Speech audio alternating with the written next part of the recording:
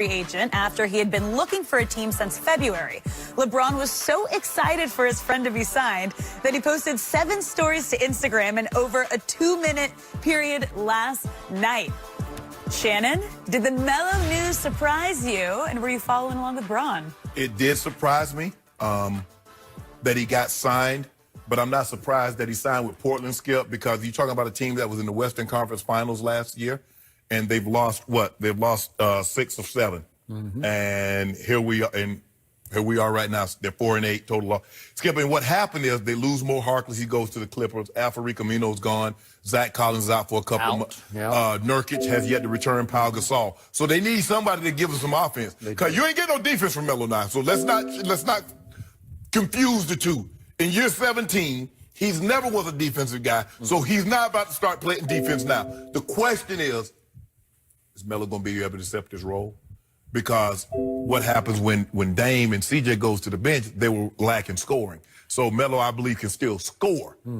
What is his role going to be? Is he going to be coming off the bench? Is he going to be a starter? So I think it would work really well, Skip, when CJ and Dame's off the court. He's out there, so he's the guy that can score. Because he can still score. But, Skip, the days of dump Melo the ball and he takes 15, 18 seconds to decide what to do with it. Skip, those days are long gone. He's not going to be the Nuggets guy. He's not going to be the first couple of years, the first years at the Knicks. That's not what he is now, Skip. But everybody vouches for him. You see LeBron and D Wade and KD, everybody vouches for Melo. Love him. He's going to get an opportunity, Skip. He's going to get an opportunity to show just how good he is. Where the teams that bypassed him all of last year and let him go, a month into the season this year, were they right or were Carmelo right? Because we're about to find out. I'm sorry, for me, this is not a day to be cynical about Carmelo Anthony, because my biggest takeaway is I'm so happy for him. Yes. He was about to suffer the most embarrassing, humiliating end to a perennial all-stars career we've ever seen. 10 times. Yep.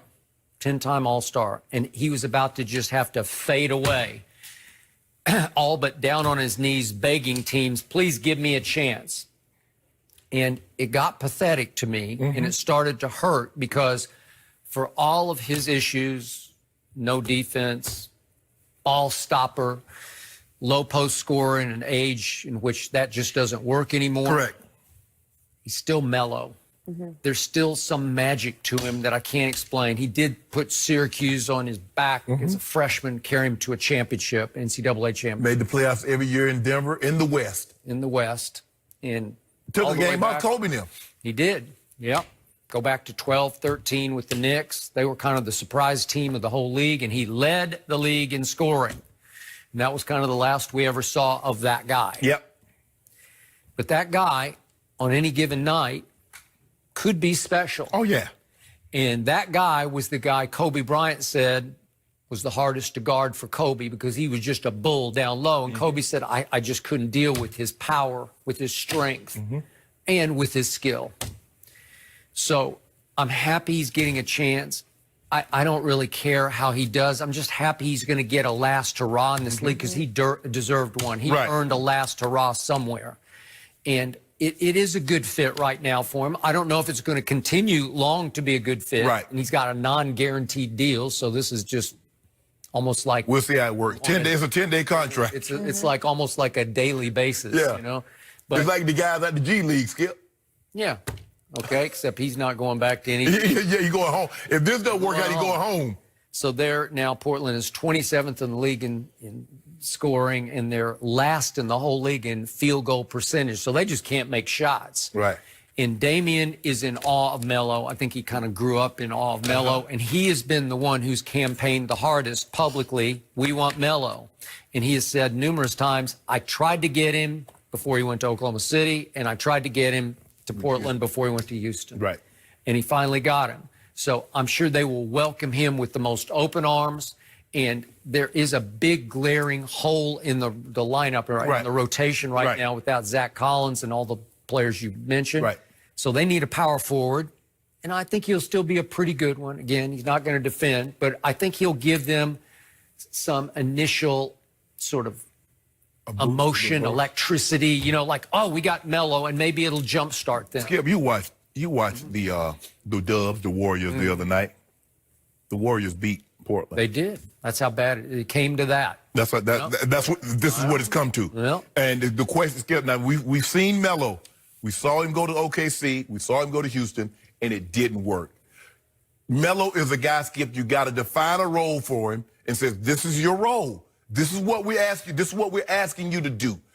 Because I don't know, because, they said we want Melo to come off the bench. You're like, bench? I'm better than the guy.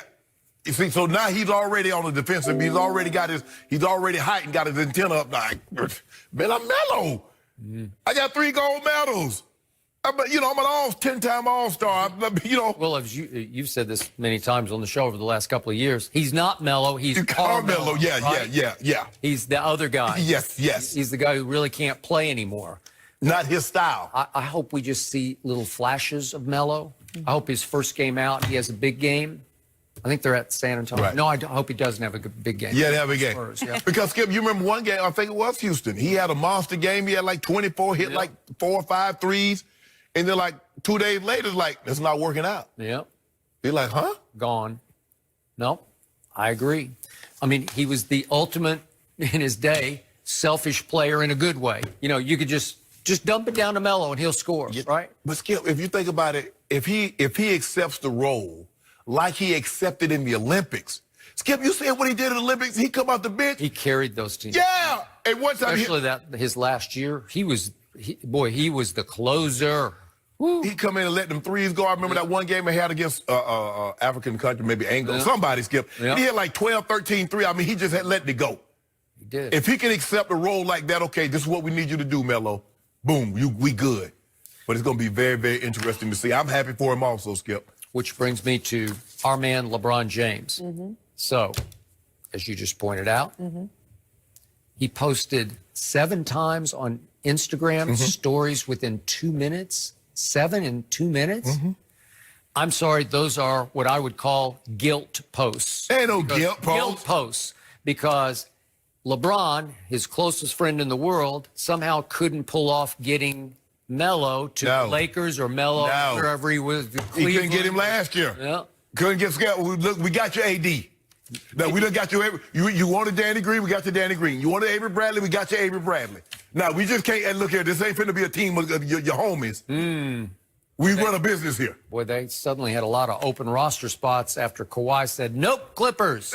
Skip, what you mean? They filled those roster spots. Did you not see it? I did, but they didn't fill it with Melo. We got Jared Dudley. Oh, you got Jared Dudley. You took Jared Dudley over Carmelo Anthony. So that's... Hey, he can't do, Melo can't do this like JD. Yeah. JD hit that thing like this here. Yeah. So that's when they signed Jared Dudley, that's when LeBron went home and just hung his head and said, ooh, I feel shame. I wasn't able to pull. He didn't push hard enough to sign Carmelo. Because high IQ that LeBron has, he just said, no, he's done. He'll drag his team down. That's what he said. But hold on. Rick Bucher came out here last year and told us that Jeannie was thinking about possibly moving on from LeBron. We're in no position. We got to worry about us. We got to be, look, we rolling good right now, Skip. We got something good right now. You know we play tonight. About to go to 9-2. We about to go to 9-2, get that record. Right away. Hold on. Did the Clippers win last night? I know the Clippers ain't lose to the Pelicans. Did you see what Paul George did in his first game as a Los Angeles Clipper? I saw that L. Did you see 33 and 8 from Paul George? Got gumbo L. Minutes? He got a trip at Touffet. Wow. L. Interesting. Jambalaya. L. No Patrick Beverly. No Kawhi Leonard. Only Paul George in game number 1. 33 and 8. Hold on, Skip. Woo! Skip. I sat back and I said, uh-oh, LeBron. Yeah.